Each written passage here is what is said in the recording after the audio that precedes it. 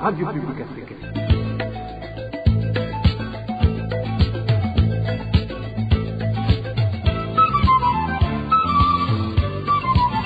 Radio Publique Africaine.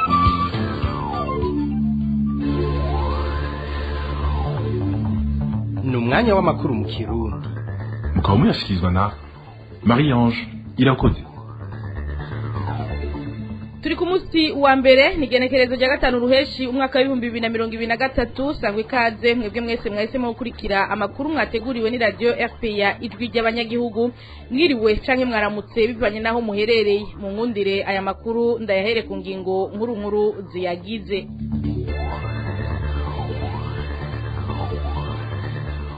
Abavyeyi barereye muri commune Kayogoro ni mu ntara ya Makamba barababazwa n'inyigisho z'ikarashishi no gutambuka gisirikare ziriko zihabwa abana babo bivugwa ko ari ivyo bazerekana umunsi wo kwibuka perezida nkuru nziza. Ubukene bw'inkwi bwibonekeza mu mabohero atandukanye hari mu Burundi gatumye abanyororo bijukira gukoresha ibikoresho bitabora bikozwe mu tumwanya ibishobora guhungabanya amagara yabo n'amagara yabegereye aho ayo mabohero aherereye. Muri ano makuru turababwira ibiri mu cegeranyo cishira hamwe ESDDH. Rusansuma iri kwirakogwa mu bigisha irateye amakenga abarezi mu gihe hamaze no kujamwo iterabwoba ryo kuzohava bahagarikirwa imishahara. Abo barezi bavuga ko badatahura igituma babazwa ubwoko bwabo. Hari n'ayandi twabateguriye muraguma hafi mukanya idonido sangwikanye.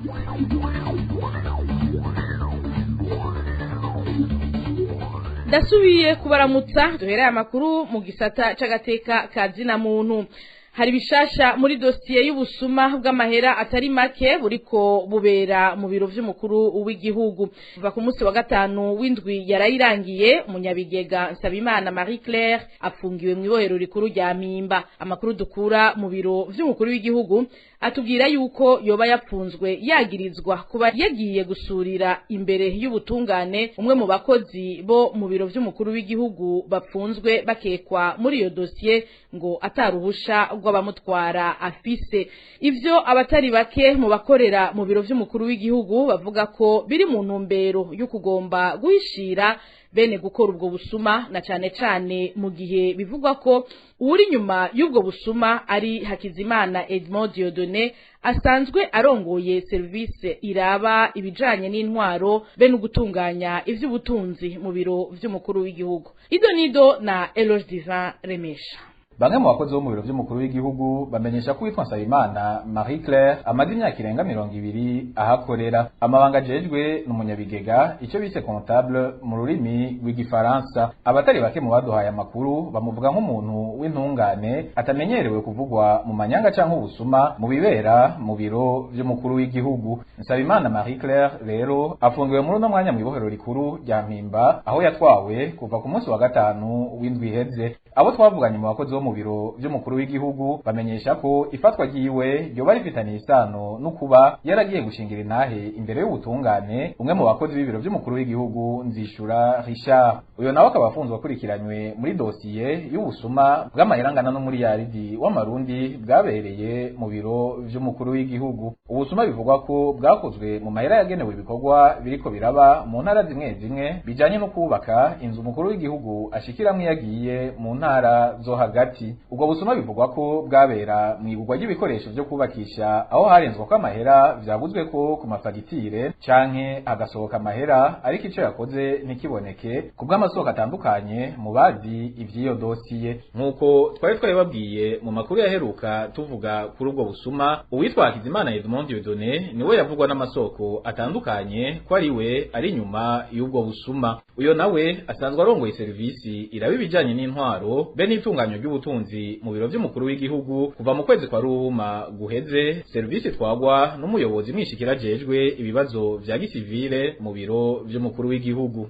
Amakuru dufise nuko abariko baragomba kwegekwa ko iyo dosiye arabari babonetse nk'abagerageje gushira habona amakosa n'amanyanga ariko arakogwa muri iryo sahurwa ry'ubutunzi bw'igihugu mu gihe ryariko riraba. Ivyo ngo bakora mu kubuza ko harenzwa ko amahera ku mafagitire hamwe no kwanka ko hari amahera yosohoka atamvo itanzwe. muri kino gihe rero nuruhagarara mu bakozi bo mu biro vy'umukuru w'igihugu inyuma y'uko umunyabigega Nsabimana Marie Claire nawe arungikiwe mu ibohero rikuru rya Mpimba basigura ko bafise ubwoba bivanye nuko aho yatwawe kubazwa imbere y'uko ajanwa mu Mpimba muri parquet ya Mukaza ngo yoba yabajijwe imvo zamutumye aja gusurira umwe mu bakozi bo mu biro vy'umukuru w'igihugu Nzishura Richard afunzwe muri kino gihe kandi ataruhusha biherewe n'abamukurira mu kazi imvitumvikana niyo tuma ajanwa mu munyororo kubwabo twavuganye muri bagenzi we bakorana mu biro vy'umukuru w'igihugu mu ruganda rwa RPA twongeye guhamagara kuri telefone Rosine Guilhem Gatoni umuvugizi w'ibiro vy'umukuru w'igihugu kugira agire ico ashikirije ariko turabura utwitaba ni inkuru tuzogarukako Eloge Diveremesha tugukengurukire umugambi wo kwegurira leta ibitarokira ntiwiyadukije kuko wamaze igihe kitari gito utegurwa ari naco gituma ivyo gukoresha uruyeri vyanse bahavuye bashira mu migere baruhuka birukanye abanyamitahe bigenga na cane cane abazungu iyi nkuru tuyibaze Josiane Muzaneza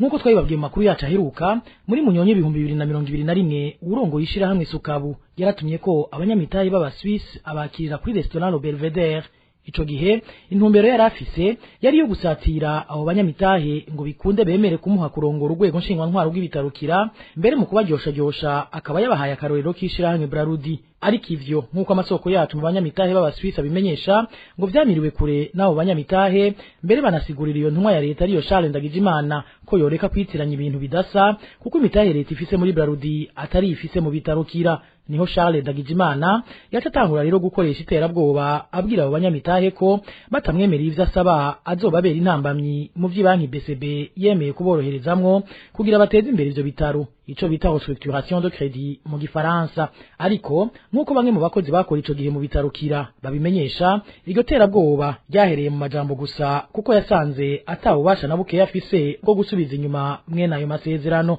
amakuru RPA yahawe na bamwe mu banyamitahe bigenga b'abarundi baba hanze amenyesha ko aho kwemera gukurikiza amategeko ahubwo kagiye imutwe mbere Charles Ndagijimana acayigira inama yo kugerageza uko ashoboye kose akirukana burundu abanyamitahe b'abanyamahanga gutyo ivyo bitaro bigasigara vyegukira leta abamutoje amayeri y'ingene yo vyifatamwo ni Alfred Innocent Museremu yararongoye ico gihe urwego rw'iperereza Esdras Butare umugwiza atunga w'umunyarwanda atuditse cane n'ubutegetsi bwa CNDD FDD hamwe n'uwari ari ico gihe umuyobozi ajerwa abakozi n'itunganywa ry'ubutunzi DAF mu gifaransa yitwa Gervais Ndayizeye ayo makuru nyene amenyesha ko amanama yo kwihagira ibitarukira yabera mu bibanza bitatu ariko vyegukira umuntu umwe ari we Butare Esdras ivyo bibanza navyo ni kwi hotel Safari Gate akunze kuraramo kenshi inyabugete ku muhaniwe hamwe no mu biro vy'ishiramwe Itracom rimwe gukira nayo mu vyo bapfunditse harimwo ko Charles Ndagijimana yorahira karengwa ko abo banyamahanga bavuga ko bafise umutahe munini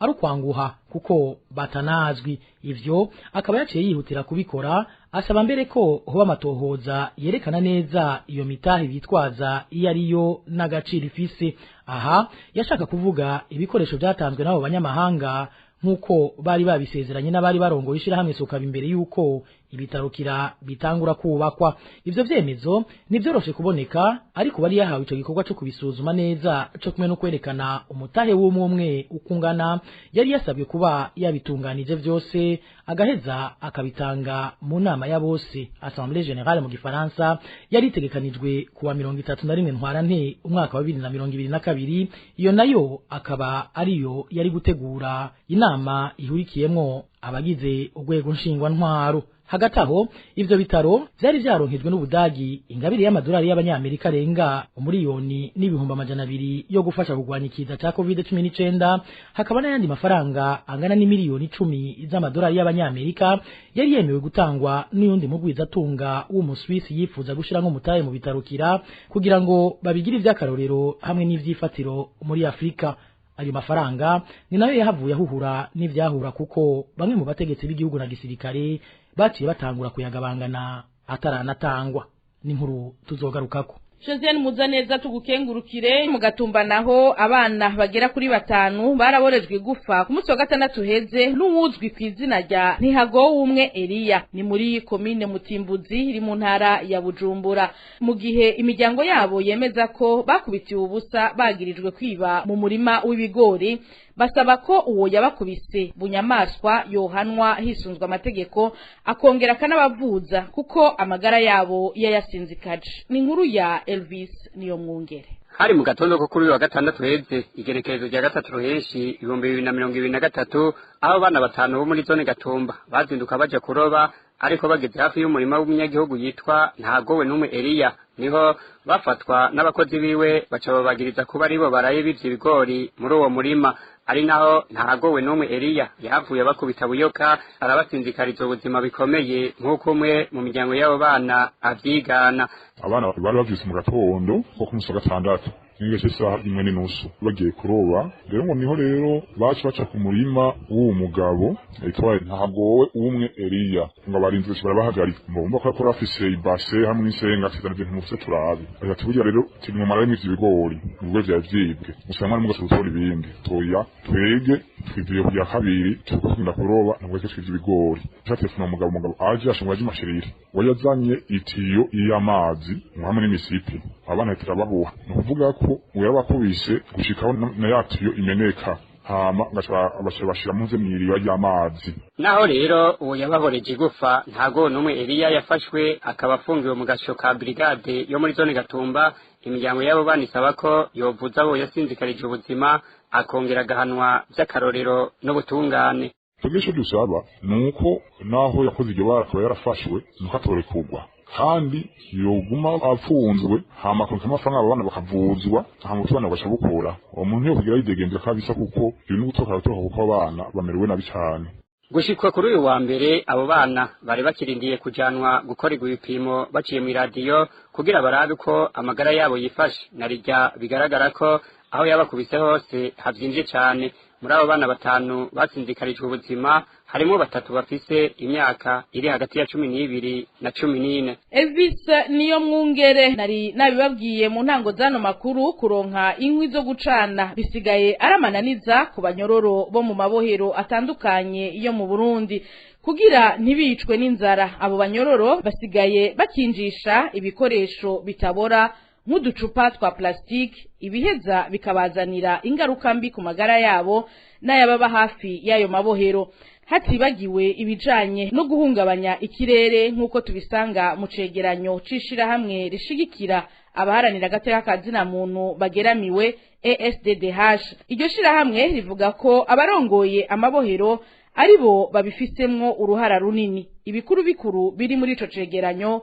tubibwirwa na Onesime Dushimagize. Ukwikinjikira ibifungurwa mu mabohero atandukanye yo mu Burundi ngo nivyo bituma umunyoro ashobora kuramuka. Icegeranyo c'ishiramwe shigikira abanya agataka kazina muntu bageramiwe ESDDH cyo muri kuno kwezi kwa ruheshi kivuga ko yetse ko umunyoro y'umugora cyane kuronka icateka ngo niyo bibonetse kuronka nk'izo kubitekesha ntivyoroshe. Kugira rero ntibishwe n'inzara abo banyororo ngo basigaye batekesha uducupa n'ibindi bikoresho bikozwe muri plastiki ibiheza bikabazanira ingaruka mbi ku magara yabo bwite ay'abanyagihugu bahegereye ndetse bikonona ibidukikije hadasizwe inyuma ibijanye no guhumanya ikirere. Nkuko tubisanga muri ico cegeranyo c'ishirahamwe rishigikira abaharanira agateka kazina muntu bageramiwe ESDDH uko gucana ibikoresho bitabora bikozwe muri plastiki ngo bituma hibonekeza imyuka ihumanye bita toxique na cane cane iyo bita dioxine. Iyo rero ngirabangamira cyane amagara y'abantu ayibikoko n'ayibiterwa.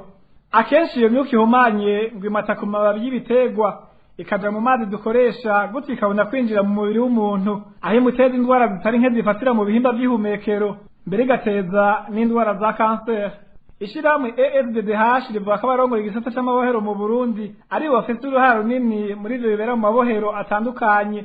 Rigasaba ubuyobozi bukuru bujejwe amabohero kuronsa inkwi zikwiye abanyororo kugira bashobore gutegura ivyo bafungura.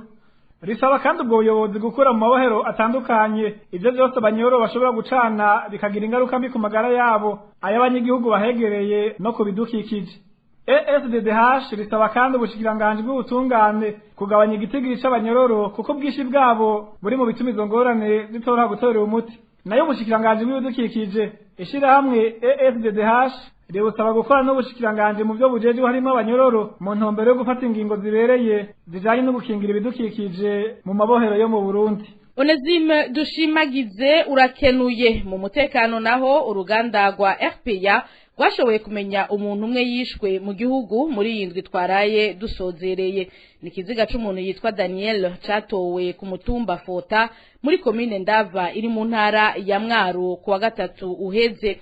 Amakuru ava muri komine Ndava avuga ko vyaboneka ko yishwa nizwe n'abantu batashoboye kumenyekana kandi ko yoba yiciwe ahandi acaja gutabwa muri ico kibanza. Umuhisi yavuka muri komine Nyabihanga muri yo ntara nyene ya Mwaro. Mu gipolisi no mu ntwaro bamenyesha ko amatohoza yatanguye. Aya makuru muri ko muyashikirizwa na radio RPA ijwi ry'abanyagihugu. Tumira mate tubandanye. RPA Mu gisata c'indero nari nabiciye ku masonga bamwe mu bavyeyi barereye muri komine Kayogoro iri mu ntara ya Makamba baridogera ibintu bimaze imisi biba aho abana babo bamwe batogwa ngo bagiye kwigishwa ingene batambuka gisirikare n'amakarashishi kugira ngo baze bavyerekane ku munsi wo kwibuka umuhisi perezida Nkurunziza. Abo bavyeyi bamenyesha ko abana babo babarungitse kwiga batagiye kwigishwa ivya gisirikare. Ido nido na Ines Gakiza. Amashuri atatu ariyo Lycée Communale Kabizi, Lycée Communale Kayogoro ya kabiri hamwe na Lycée Kididagi yose yo muri komine Kayogoro mu ntara ya Makamba niyo mashure atogwamwo bamwe mu banyeshure baja kwigishwa kudefira hamwe n'ikarashishi gisirikare. Ivyo rero bikaba bikorwa mu mwanya w'ivyigwa. Iyo myimenyerezo imaze ukwezi itanguye. Amakuru ava muri komine Kayogoro avuga ko ivyo bigishwa bazovyerekana ku munsi wo kwibuka umuhisi Perezida Petero Nkurunziza yashengeye itariki ya 8 z'ukwezi kwa Ruheshi. Ivyo bikorwa nk'uko isoko ryacu ribivuga bihagarikiwe na Ciza Bernard, umukuru w'imbonerakure muri komine Kayogoro hamwe n'urongoye igipolisi muri iyo komine nyene ya Kayogoro. Baza mu gatondo kare bagakora iyo karashishi saa 4 sabata muri y'ishure nk'ikuru ngo babitegurira ngo kuzoja kuri defile ngo kwiruka ngo yaboneza mama wa imwe yamaho ni kugira ngo babagomize n'ivyo bikorwa imbonerakure. Amakuru ava mu Kayogoro avuga ko batora mu banyeshure babona ko bafise inguvu. Ivyo bigatuma abo banyeshure babura uburenganzira bwabo bwo kwiga mu gihe bagenzi babo baba basigaye mu ishure babandanya ivyigwa. Kandi ntibatora bose bagenda baratora umwe babona kumengo bafise nk'utuguvu kandi abandi ugasanga bari mu ishure bataye ivyigwa kandi nabo bibereye muri esi hanini amashure bakorera ko nayegereye ngaha nyene mu gisagara ca Kayogoro. Bidashimisha bamwe mu bavyeyi barereye muri iyo komine ya Kayogoro bavuga ko batatumye abana babo mu myimenyerezo ya gisirikare ahubwo babarungitse kwiga, bagasaba ko ivyo bikorwa vyohagarara. RPA ntituraronka Pierre Simon Nyabenda, musanteri wa komine Kayogoro, kugira agira ico abishikirizako. Ines Gakiza. Mu gisata c'intwaro naho abigisha bamwe batewe ubwoba n'ingene babazwa ubwoko bwabo muri rusansuma iri kwibera mu gisata c'indero. Umushikiranganje w'indero wewe avuga ko azohagarika imishahara y'abatazokwitaba iyo rusansuma. Emile Nibasumba. Ahantu handitse umututsi, umuhutu, umutwa. Twaragira amakenga. Rusansuma y'abakozi bose bo mu gisata c'indero iheruka kongerwa ikiringo gushika ku munsi wa gatatu. Mu vyo babazwa harimo nimero za konte, nimero za telefoni isanzwe na WhatsApp, nimero y'inzu, izina ry'uwo mubakanye, amazina y'abavyeyi hamwe n'ibindi. Ariko abigisha bamwe batewe impungenge cyane n'ikibazo kijanye n'ubwoko. Ku mpera cyo kubaza ko handitse ko kuri umututsi, umuhutu cyangwa umutwa mba watutora aho uri. Tugere tukagira amakenga kungene batazi ubwoko. None rusansuma ijanye n'ubwoko cyangwa ijanye n'akazi umuntu ariko arakora biramenye ko hariho abahebye akazi canke bapfuye akaba ariko barahemba badakora. Ubwoko none burahuye n'umusansuma umukozi wa leta wari we wese. Mu gusigura itunganywa ry'iyo rusansuma, umushikiranganje w'indero n'ubushakashatsi yavuze ko basanze hari abantu baba 4,500 bahembwa nk'abigisha ariko badakora muri ico gisata. Mu itangazo ryo kongereza ikiringo cy'iyo rusansuma, umushikiranganje François Havyarimana yaragabishije abatazoyitaba ko batazosubira guhembwa. umwe mu bigisha akaba yatubwiye ko iyo rusansuma yashizwemo ibibazo by'ubwoko biboneka ko itari kwija mu ntumbero yavuzwe ahubwo igiye gukoreshwa mu bindi bitajanye n'ineza y'igihugu n'iy'abakozi. Tugukengurukire Emile Nibasumba mu gisata c'amagara y'abantu naho indwi ziriko zirababa zibiri Rusehaba-Niha yo ku bitaro bikuru vy'akarere k'ubuvuzi ka Kinyinya mu ntara ya Ruyigi itariko irakora.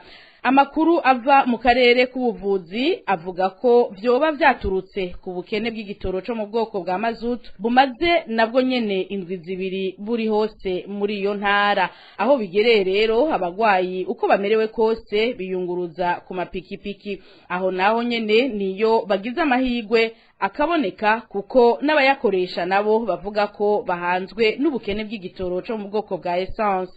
Abanyagihugu bavuga ko uretse ko bishobora gushira mu kaga ubuzima bw'abantu kuba Rusehaba-Niha itari kwirakora bibangamiye n'ubutunzi bwabo kuko bariha menshi kugira ipikipiki ibashikane iyo baja.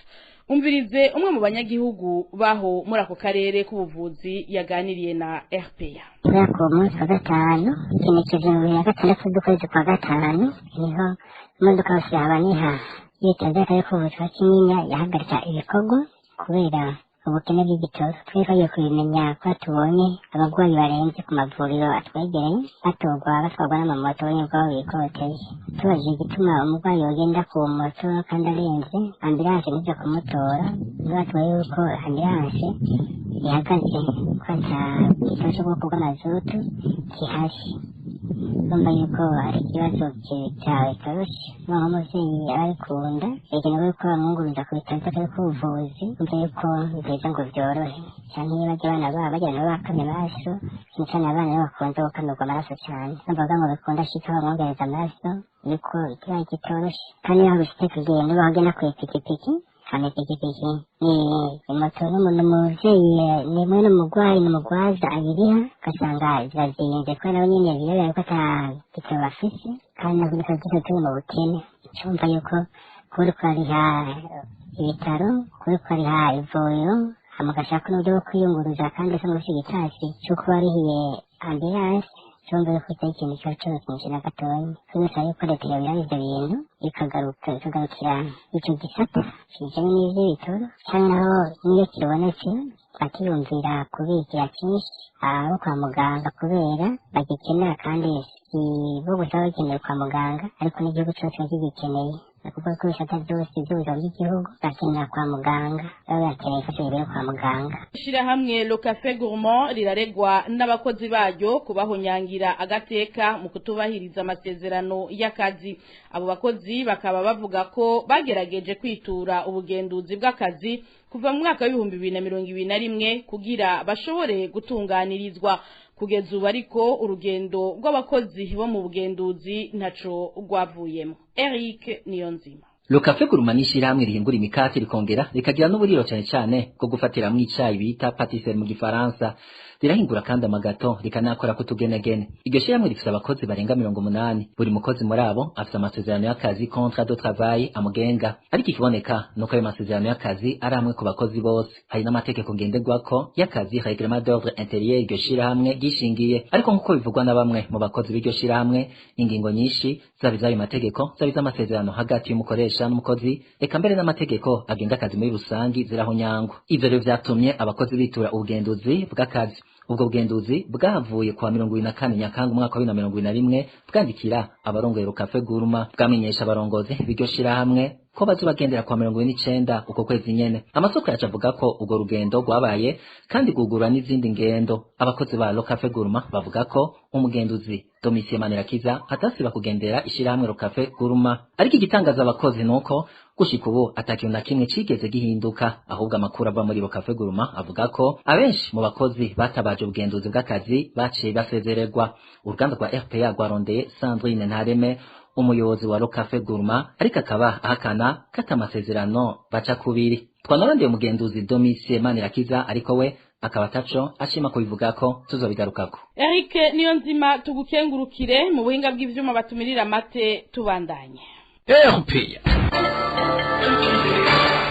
Mu gisata c'ibidukikije amakungu arahimbaza kuri uyu wa mbere umunsi mpuzamakungu wahariwe gukingira ibidukikije. Icivugo c'uno mwaka ni tugwanye ibikozwe mu tumwanya bihumanya ikirere.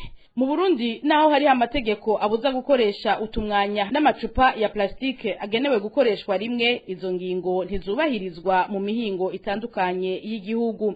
Akarorero ni mu gisagara ca Bujumbura aho amacupa akozwe muri plastike yakoreshejwe yegeranywa akagurishwa ku mugaragaro. Izo nizo na Dani Claire iratwumva. Mu gisagara c'ubutunzi Bujumbura utumwanya n'ubu turacakoreshwa mu gutekera ibidandazwa mu maduka no mu masoko naho bisanzwe byarabujijwe. Isoko ryacu mu gisagara ca Bujumbura yemeza ko urugamba rwo kurwanya utwo tumwanya rudashemeye. Amasashe tuvuze ngo barayakuye tukava dusanga twibeshe ko ku mabutike baracatekerera abantu imiceri, amasukari, ibiharage, amafu muri bwa busashe nyene bumwe bariko bavuga ngo barabukuye kw'isoko. Ahubwo baramwerendera barihenze mu gufata ivyo ngingo kuko ntigeze ije mu ngiro n'umwanya na mutoya kabisa. Uretse utwo tumwanya isoko ryacu ryemeza kandi ko n'amacupa ya plastike yagenewe gukoreshwa rimwe atoragurwa aho bayataye agasubira gukoreshwa mu ngo, mu masoko no mu maduka. Ku kijanye n'amacupa ya plastike nayo usibye ko yiyerereza mw'ibarabara ni nayo aheza agatekerwamwo amajwi akorwa mu mihana y'abantu, ayo nayo akaba ari adandazwa henshi ku mashuri n'ahantu mu bibuga abantu binonorera ko imitsi abantu bato bato. Ayo macupa nyene ajya avamwo amazi n'ayandi niyo batekeramwo amamesa, ni nayo bakanyishamwo amazi abantu baheza bakagura ku mabutike. Urumva abitwa amasoko bose barabidandaza bariko birakurikira ku makine tapi amagunira n'ayandi bashoye. Ibintu vyifashe uko mu gihe hari itegeko ry'umukuru w'igihugu ryo kuwa 8 Myandagaro mu mwaka w'2018 ribuza ikoreshwa ry'amasashi ya plastike atabora. Tugukengurukire Dani Claire iratwumva. Duhereze amakuru kuco ishirahamwe Parsem ribivuga ko ngo gukingira ibidukikije mu bice vyavyo vyose biracagoranye mu gihugu c'u Burundi. Mu mwihwezo wakozwe n'ishirahamwe Parsem rihamagarira abarundi gukanguka maze bagahindura ingendo, basanga abarundi batisubiye ko ibintu bishobora kuyangara mu minsi iri imbere. Faustin Ndikumana aramuswa ishirahamwe Parsem. Mu bisanzwe bijanye n'ibidukikije kuri no munsi wabihariwe ushitse totera kamo ngo abarundi duhindura ingendo twikanga turabe dutangure guha agaciro ibidukikije kuko dusama bikora dusubira inyuma. Bwa mbere ho icyo twokwita idefi dufise hari ibintu bijanye n'amashamba agenda agabanuka, ibiti amashamba bita deforestation, hariho ibintu byo gukingira ibibanza byiza by'iratiro reserve protege, hari ibyo bita ibi bya inondation usanga imvura iguye amazi akwira mu mazanya mu bisagara ugasanga bimwe bita canalisation bisa no kumengo byarengewe. Hari ibyo kubaka amazu aho bakubaka amazu ugasanga bayubatse ahantu hadakwiye hanyika hatwagwa ku nkombe zishobora gusiduka ugasanga abantu ariko basubira mu ihumbi. Hari ibitangu kuyungurura amazi ari n'imicafu tetemaze zo zizededeshe usanga ikiyaga Tanganyika kivuga n'imicafu ibinyamuzima amafi yagahona. Hari ibija gukingira n'ibindi binyamuzima n'ibitegwa. Hari usanga gukoresha ubusashe amaproduit plastique bitarafata intumbero neza. Hari ibitegwa bitwagwa imyuzurira imvura yaguye ari nyinshi. Hari ibijanye n'ibi vya irrigation usanga uruzuba rwatse amazi bakaba menshi akadutera mugabo uruzuba rwatse ino irrigation ikatunanira. Hari ibijanye n'inkukura ituma dutakaza uburyohe bw'isi. Hariho politike nationale de l'environnement mugabo itari kirigishwa neza, amategeko ajanye n'ivy'amashamba n'ibiti, code forestier, code y'amazi irahari, amategeko n'amazi, code foncier. Mugabo rero ishyirwa mu ngiro gukurikiza amategeko mu Burundi biracatugoye. Kenewe inyigisho hariho nk'amaproje yaza Burundi urambaye akwiye kuza arasuzumwa ingene hariko araja mu ngiro. Kubijanye n'umugambi ewe Burundi urambaye kumwe n'itegeko ribuza ikoreshwa ry'ubumwanya mu Burundi, Faustin Ndikumana avuga ko ataco ivyo byose birashika ko gushika ubu kubwiwe abantu bayifata minenegwe rimwe na rimwe bakabibonamwo imigambi yo gukamisha kugira bironkere amafaranga. Dusubire twumvirize Faustin Ndikumana arongoye ishirahamwe Parsema. Iki gihugu cishwe nuko imigambi isohoka abantu baba barateguye rezilita bashaka gushikako n'igihe bashaka kwishikako no gusuzuma n'amaherengena ariko arasohoka. Abantu rero bakibonera amahera asohoka, bamwe babona amamisiyo barimwo, abandi babona amahera ariko barira ntibishiremo kubona rezilita ingene imeze. Ivyo biri mu ngorane z'uko mu Burundi budget n'amafaranga ya leta mukoreshwa ntibaraba ngo bite ico bita performance de politique. Nukuvuga ayo mafaranga kwasohoka ashaka gushika kuki uwo mengo nugusohora amahera gusa.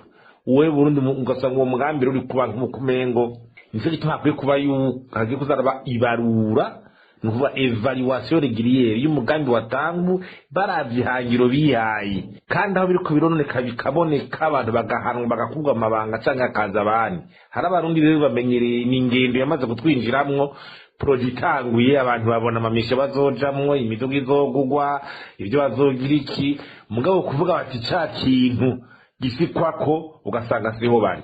Ni mu vy'ingendo tegeza guhinduka rero turiko turabona kuko bidahindutse ntaho tuzoshika. Ni kuri iryo jwi rya Faustin Ndikumana arongoye Parseme duhereje ko amakuru mu Kirundi yo kuri wa mbere igenekerezo rya 5 ruhesha umwaka wa 2023. Shimire bagenzanje b'uruganda rwa FPA bamfashije kuyatororokanya ntibagiye abamfashije mu buhinga bw'ivyuma. Mwebwe mwese mwari muduteze yompi ndabakengurukiye. Marie Ange Irakoze nije twari kumwe kuri micro ndabikebanuye. Imana ibandanye irinda Burundi n'abarundi n'agahwana.